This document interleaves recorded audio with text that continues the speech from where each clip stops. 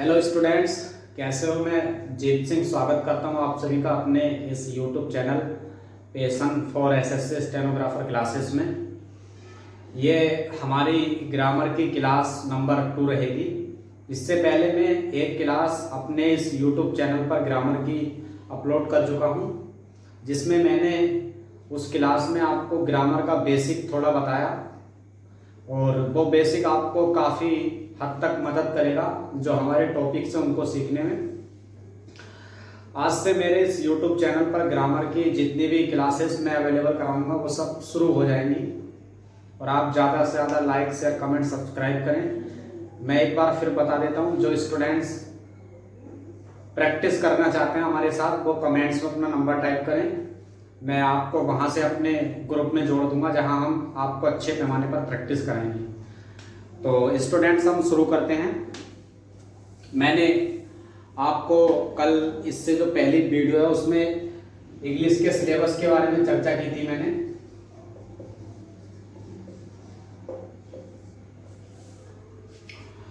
और ऐसा हो सकता है कि मैं शायद जो मैंने कल लिखा था उसके अकॉर्डिंग मतलब नहीं करा पाऊँ ग्रामर के टॉपिक, लेकिन मैं हर टॉपिक आपको करा दूंगा। कभी नाउन, कभी कंडीशनल सेंटेंस, कभी प्रोनाउन, मतलब सीक्वेंस शायद टूट जाए लेकिन टॉपिक मैं सभी करा दूंगा। तो ये सेंटेंस जो हमारे ग्रामर का टॉपिक है ये हम छोटी क्लासेस में भी पढ़ते हैं और हमारे कॉम्पिटिटिव जो एग्जाम्स होते हैं उसमें भी आता है। मैं इस टॉपिक को इतने अच्छे और सरल और सिंपल लैंग्वेज में सिखाना चाहता हूं जिससे कि जो हमारे नरेशन होते हैं, नरेशन आप सभी जानते होंगे जिसे हम डायरेक्ट स्पीच और इनडायरेक्ट स्पीच बोलते हैं, वो जो होते हैं वो हमारे जो स्टेनोग्राफर का एग्जाम होता है उसमें 10 मार्क्स के आते हैं। और जो इससे ऊपर के एग्जाम्स होते हैं जैसे CGL या फिर CPO, इसके मेंस में कम से कम 25-25, 30-30 नंबर के आते हैं।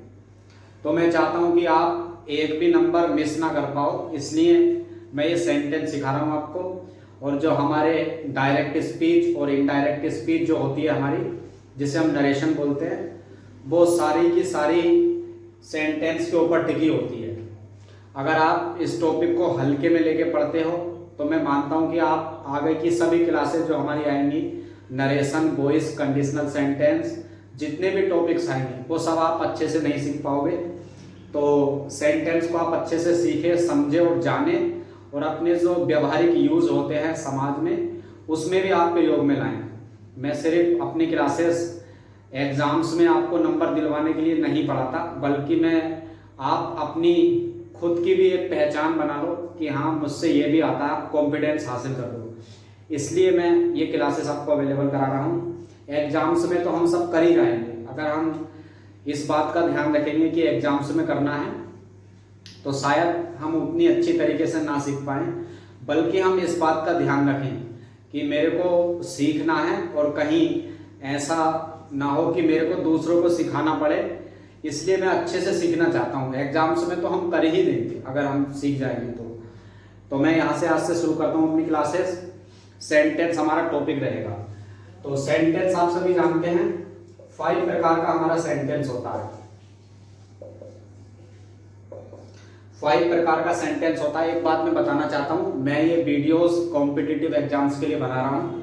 यहाँ कोई 10th 12th या फिर छोटी क्लासेस जो 8th 7th होती हैं उसके पर्पज से नहीं है। तो उसके पर्पज से मीन्स ये है कि उसमें हमारा जो 10th हो गया, जो 12th हो गया, जो 7th हो गया, जो 8th हो गया, उसमें आपसे क्या पूछा जाता है, सेंटेंस की परिभाषा पूछी जाती है या फिर उसके किसी काइंड्स जो उसके टाइप होते हैं उनकी परिभाषा पूछी जाती है डेफिनेशन में। लेकिन कंपटीशन में ऐसा नहीं है। कंपटीशन में सिर्फ इसके ऊपर टॉपिक्स के ऊपर क्वेश्चंस पूछे जाते हैं और काफी गहराई तक पूछे जाते हैं। तो मैं यहाँ आपको कोई परिभाषा या फिर डेफिनेशन सिखाना नहीं चाहता हूँ, बल्कि मैं उसकी बेसिक नॉलेज और उसकी गहराई, डीपली उसका स्टडी और उसका अध्ययन कराने के लिए मौजूद हूँ। तो आज का हमारा टॉपिक है सेंटेंस। सेंटेंस हमारे 5 प्रकार के होते हैं। मैं लिख देता हूं यहाँ, आप सबको नोट्स बनाने चाहिए। पहला होता है हमारा असर्टिव सेंटेंस।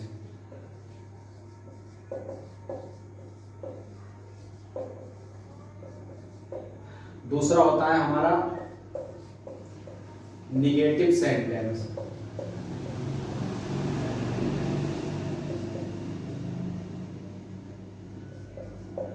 तीसरा होता है हमारा इंट्रोगेटिव सेंटेंस।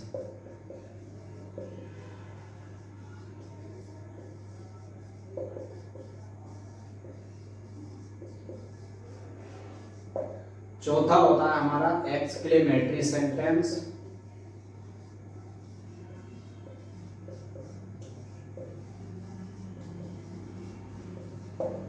पांचवा होता है हमारा ऑप्टेटिव सेंटेंस।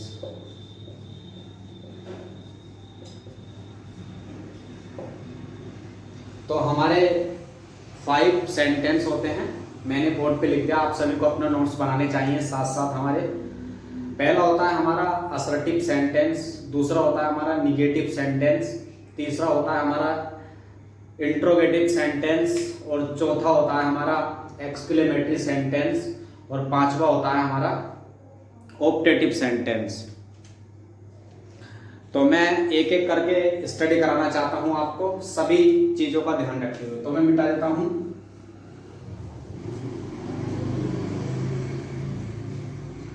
जो पहला होता है हमारा असर्टिव सेंटेंस,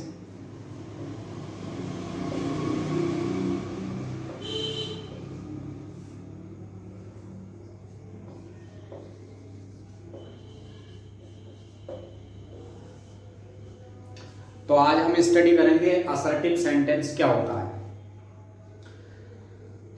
जो हमारा असर्टिव सेंटेंस होता है, ऐसा कोई सेंटेंस जिसमें नॉट नहीं हो, नॉट नहीं हो, और जो अपने आप में एक सिंपल क्लोज होता है, वो सब असर्टिव सेंटेंस कहलाते हैं।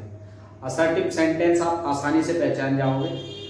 तो ऐसा कोई क्लोज जो सिंपल लिखा होता है, जैसे तुम स्कूल जाते हो, सिंपल, नहीं कोई नोट है, नहीं कोई क्वेश्चन वर्ड है, ये सभी सेंटेंस हमारे असर्टिव सेंटेंस में आते हैं। तो मैं कह सकता हूँ असर्टिव सेंटेंस वो होते हैं जो एक सिंपल स्ट्रक्चर फॉर्म में लिखे होते हैं, मतलब जिनमें नोट नहीं होता, क्वेश्चन वर्ड नहीं होता। ये इनके अलावा जितने भी हमारे ये सेंटेंस होते हैं, सिंपल असर्टिव सेंटेंस में आते हैं। तो असर्टिव सेंटेंस का मैं बनाने का स्ट्रक्चर लिख देता हूं आपको, फॉर्मूला लिख देता हूं कि उसको हम किस फॉर्मूले के हिसाब से बनाते हैं असर्टिव सेंटेंस को। तो मैं लिख देता हूं पहला,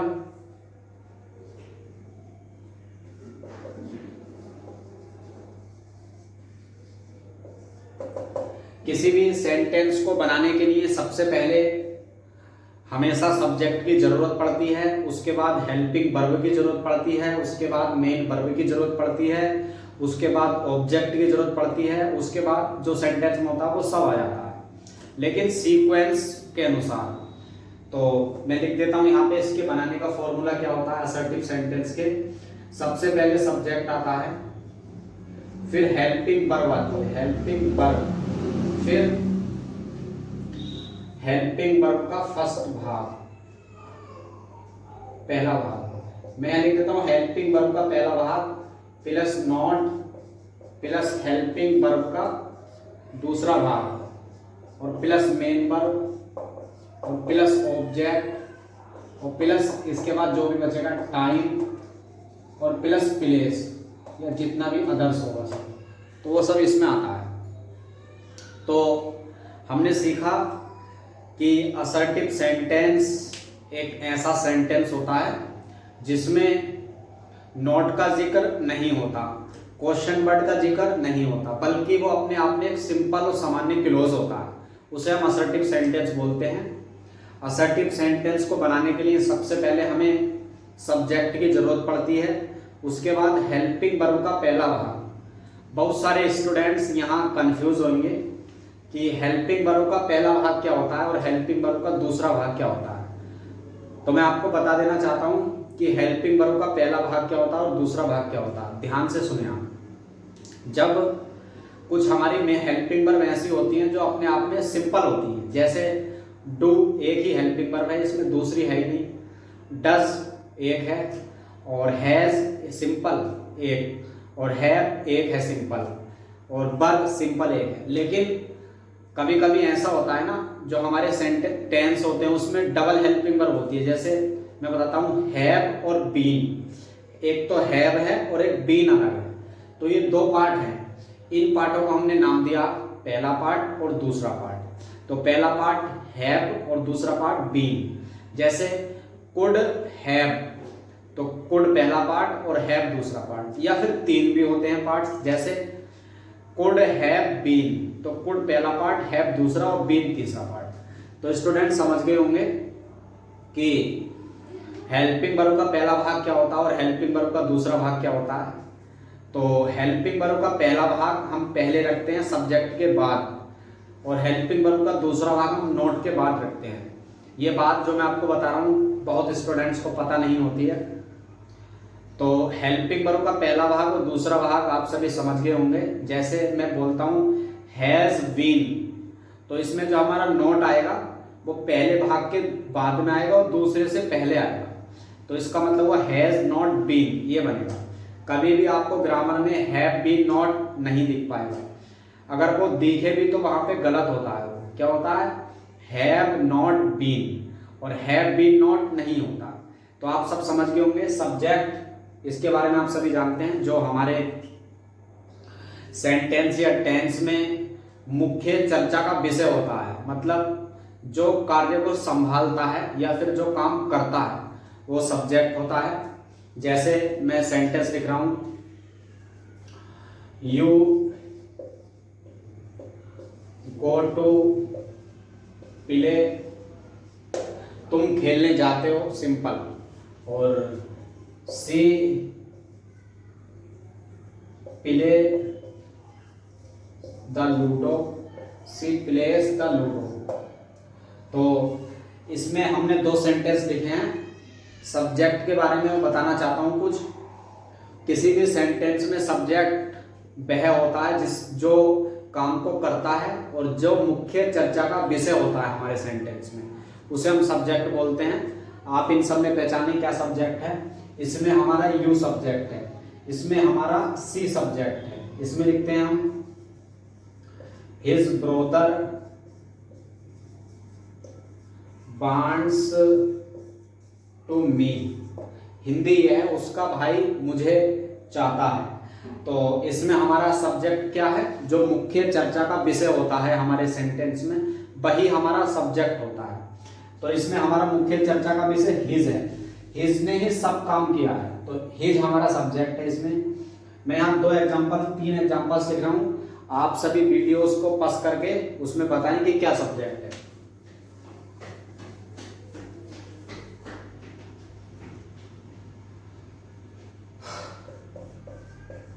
पहला, दूसरा, तीसरा, चौथा, इसमें आपको बताना है क्या सब्जेक्ट है।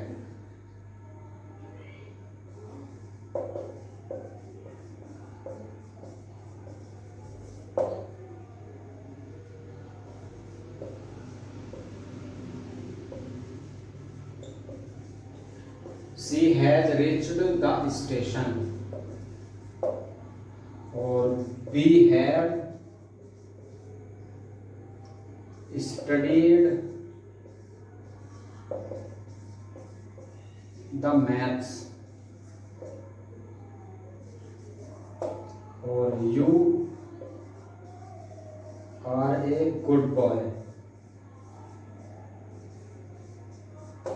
you are a good boy। तो आप सभी को अपने आंसर लगा लेने चाहिए थे। सब्जेक्ट क्या होता है इसके बारे में हम बात कर रहे हैं अभी। तो सुने, जो हमारे सेंटेंस में मुख्य चर्चा का विषय होता है, या फिर दूसरी लैंग्वेज में जो सेंटेंस में काम करता है, मतलब जो सेंटेंस में काम को संभालता है, वही हमारा ग्रामर में सब्जेक्ट होता है। तो मैं बता देता हूं इसमें क्या सब्जेक्ट है। यू सब्जेक्ट है, सी ये सब्जेक्ट है, बी ये सब्जेक्ट है, और यू ये सब्जेक्ट है। तो आप सभी समझ गए होंगे सब्जेक्ट क्या होता है, ये बता दिया मैंने आपको। अब हमारे फॉर्मूले में आता है इसमें हेल्पिंग वर्ब का पहला भाग, हेल्पिंग वर्ब का पहला भाग। तो मैंने अभी बताया ऐसी हेल्पिंग वर्ब जिसमें दो भाग होते हैं, जैसे एक हैव है और एक बीन है, एक कुड है और एक बीन है। कुड बीन और हैव बीन और विल हैव और शैल हैव, तो इनमें दो दो हमारे पार्ट होते हैं। तो सब्जेक्ट के बाद हमेशा हेल्पिंग वर्ब का पहला भाग आता है। मैं यहाँ कुछ लिख दे रहा हूँ एग्जाम्पल्स हेल्पिंग वर्ब के पहला भाग और दूसरा भाग क्या होता है, इसके बारे में मैं 1 मिनट इसके बारे में मैं लिख दे रहा हूँ। जैसे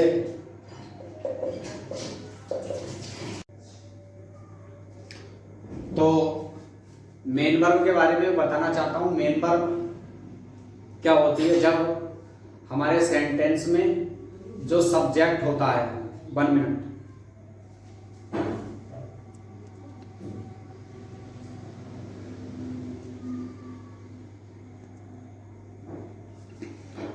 तो जो हमारे सेंटेंस में सब्जेक्ट होता है वो जो भी काम करता है वो हमारी मेन वर्ब होती है। तो मैं आपको ये स्ट्रक्चर पूरा समझा चुका हूं, इस पर मैं आपको एग्जांपल्स देता हूं। तो पहला एग्जांपल है हमारा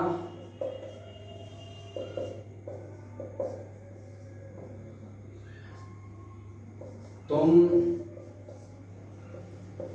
गाना गा चुके हो, वह अपना काम कर चुका है, वह अपना काम कर रहा है और उसके दोस्त उसे बुला रहे हैं और रोहन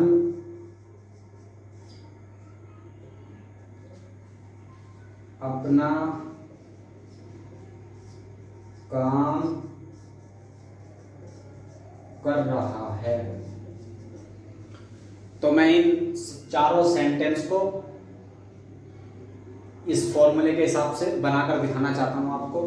तो सबसे पहले हम सब्जेक्ट लगाते हैं, सब्जेक्ट यू, हेल्पिंग वर्ब का पहला भाग। अगर आपके सेंटेंस में ऐसा टेंस फंसा हुआ है कि उसमें एक ही हेल्पिंग वर्ब होती है, तो एक ही रखनी है हेल्पिंग वर्ब, दूसरा भाग नहीं होता तो नहीं रखनी है आपको। तो आपको सबसे पहले सेंटेंस पहचानना चाहिए, प्रेजेंट परफेक्ट सेंटेंस है और यू के साथ हैव आएगा। तो यू हैव सिंग, सैंग और शंग, थर्ड फॉर्म होती है गाने की, द सॉन्ग। वह अपना काम कर रहा है, तो ही इज वर्किंग, वह अपना काम कर रहा है, ही इज वर्किंग और हिज वर्क। उसके दोस्त उसे बुला रहे हैं, तो हिज फ्रेंड्स आर कॉलिंग और हिम। इसके हिसाब से बना रहे हैं हम सब। रोहन अपना काम कर रहा है, रोहन इज वर्किंग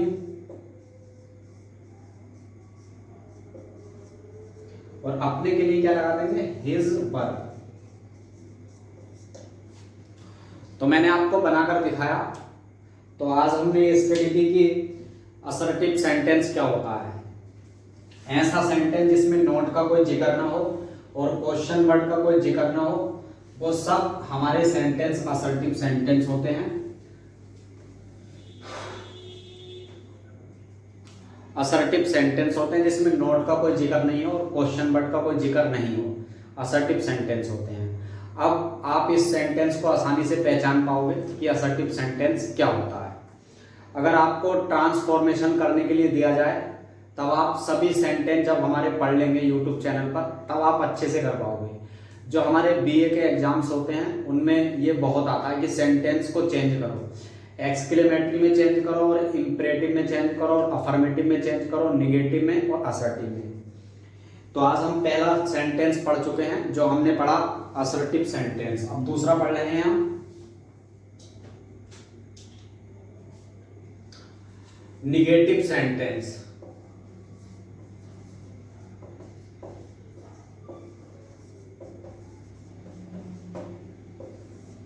ये आप सभी जानते होंगे। जिसमें नॉट आता है वो हमारे सभी निगेटिव सेंटेंस होते हैं, आप आसानी से पहचान लोगे। जिसमें नॉट नहीं आए असर्टिव सेंटेंस होते हैं। और असर्टिव का पहला होता है अफर्मेटिव, जो हमने पढ़ा भी, जिसमें नॉट का कोई जिक्र नहीं होता। दूसरा होता है हमारा निगेटिव, जिसमें नॉट आता है। मैं बोर्ड पर 5 एग्जांपल्स लिख रहा हूं, आपको ये बनाने हैं सेंटेंस।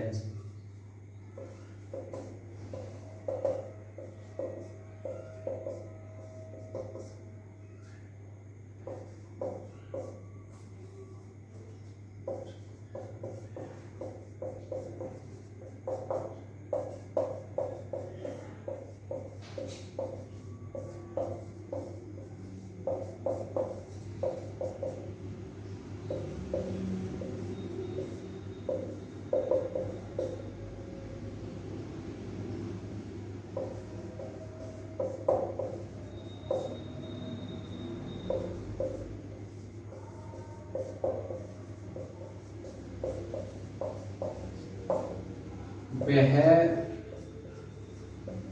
अपना काम नहीं करता है और तुम एक पत्र नहीं लिखते हो। तो स्टूडेंट्स, मैंने बोर्ड पर 5 निगेटिव सेंटेंस लिखे हैं, आपको ये बनाने चाहिए। मैं बना देता हूं एक बार। तो वह ही जा रहा था, was not going। दूसरा, तुम खेल चुके थे, you have been। तो हेल्पिंग वर्ब का पहला भाग और दूसरा भाग। अगर हमारा नॉट होता तो यहां लाते नॉट हम, बीन के बाद नहीं, बीन से पहले और हैव के बाद। तो यू हैव बीन प्लेड, तुम खेल चुके थे। सीता मंदिर नहीं जाती है, तो Sita does not go to temple. वह अपना काम नहीं करता है, he does not do his work. तुम एक पत्र नहीं लिखते हो, यू डू नॉट